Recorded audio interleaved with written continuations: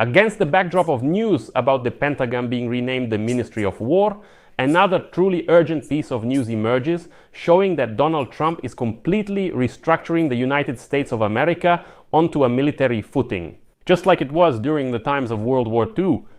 The White House has decided to review the missile technology control regime in order to unlock the export of powerful heavy strike drones to Eastern Europe and the Persian Gulf countries. First and foremost, we're talking about MQ-9 B-class drones and their equivalents, which due to the missile technology control regime rules have so far only been sold to certain buyers with restrictions or not sold at all. Overall, the United States kept its heavy drones semi-secret for years, and only the United States military used them.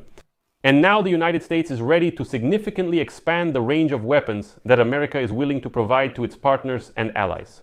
For some reason, this news went unnoticed in the Russian-speaking segment, but it's really important in the context of recent developments, so let's discuss this topic together. My name is Alexei Pecci. Today is September 5th. We'll go through everything step by step, but before we begin, I want to point out that on this YouTube channel, several fresh news and, very importantly, analytical segments are released every day so that you can stay up to date with absolutely all the news. That's why I recommend subscribing to this YouTube channel and liking this episode.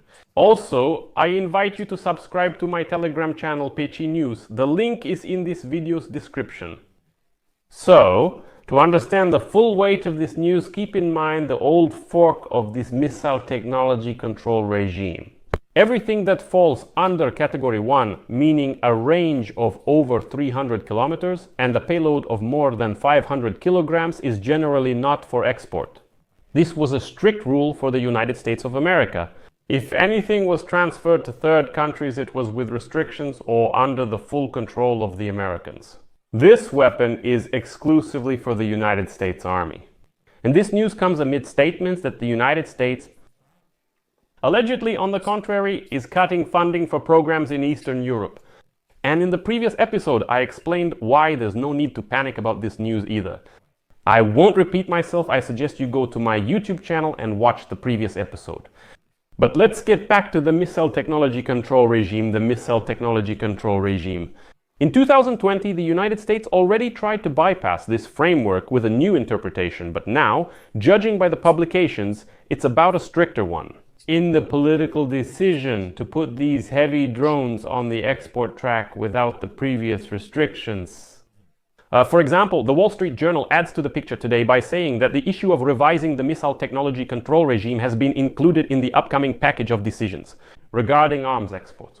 The recipients are allies in Eastern Europe and key buyers in the Persian Gulf.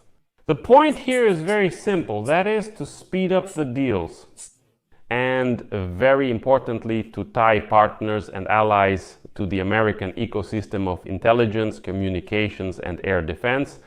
And that's important too.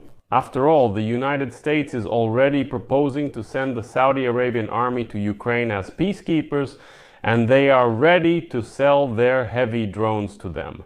And not only that, but I'll talk about it in the next episode. Again, click the bell so you don't miss it. Now, who exactly and why? In Europe, the obvious candidates to buy American heavy drones are Poland, Romania, the Baltic countries, and the Czech Republic.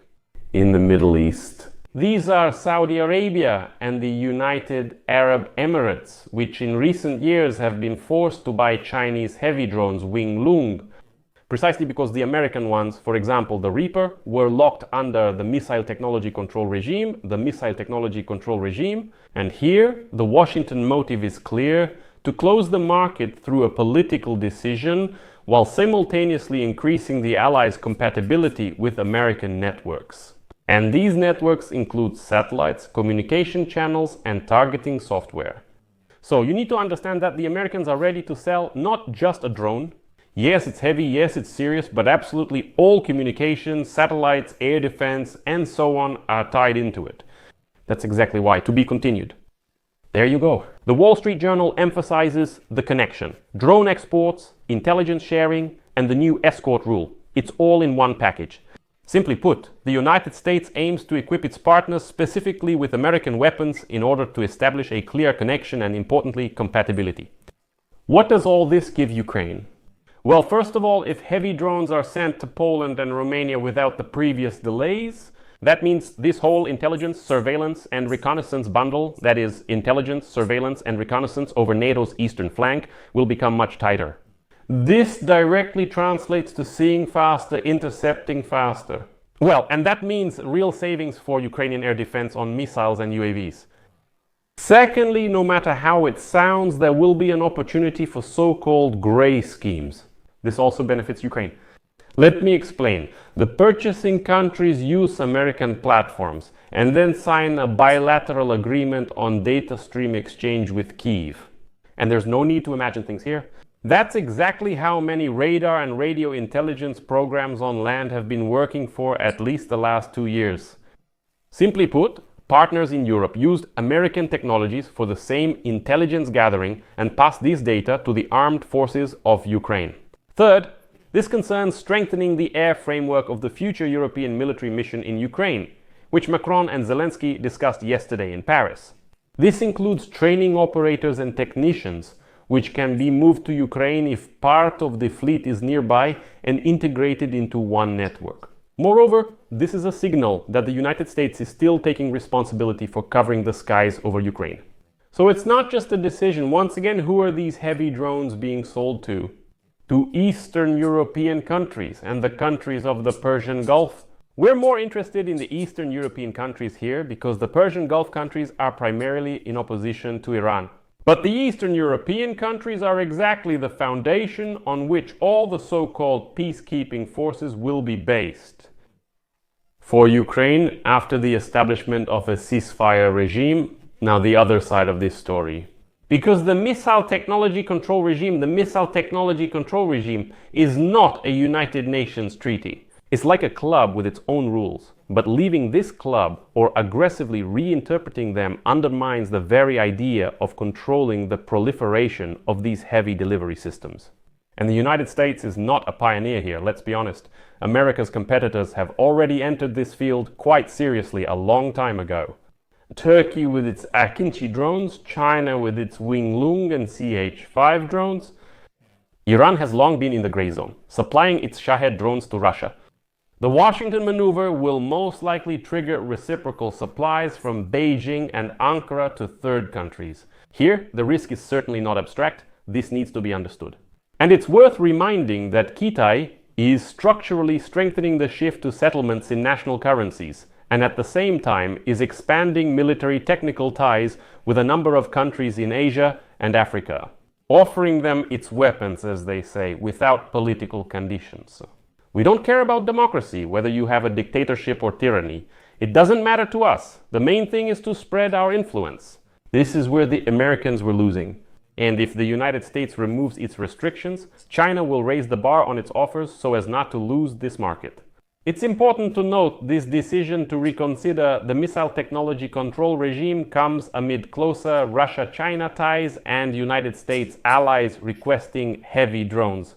The logic is clear. If we don't supply our drones, the Chinese will. But the immediate question is, are the United States ready to take on the obligations for service, training, and data? Selling the hardware is only half the job. It must be integrated into the network, or it's just an expensive toy. What will Moscow say about all this? Well, publicly everything is as usual. Militarization of the region, threat to peace, and blah blah blah. In reality, it means increased attempts to jam and spoof navigation, attack ground communication infrastructure, strike at air bases and drone service points. That's why the European discussion about backup navigation and countering jammers, which is being talked about in the context of the incident with Ursula von der Leyen's plane, is part of the bigger picture.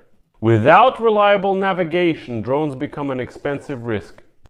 In conclusion, if Trump really breaks through this missile technology control regime for the sake of heavy UAVs, then this is a new era in arms exports. Less paperwork, more network integration.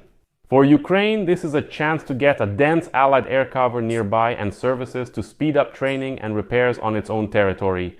For Europe, this is a necessary and mature story. Drones must be purchased, integrated into air defense and electronic warfare, have protected navigation and reliable service. And finally, a revision of the missile technology control regime. This is not just a market, it's a way to tie Eastern Europe and the Persian Gulf to the American military ecosystem for at least another decade. But the question is whether Washington has enough engineering and people to support this entire network. But if Trump takes this step and even renames the Department of Defense to the Department of War, then it seems like they do have enough. I'll leave it at that. I hope I've covered this topic. Share your opinions and conclusions in the comments below this episode. Subscribe to the channel, hit the bell, and don't forget to like. That's all for now. Take care of yourselves. Goodbye, everyone.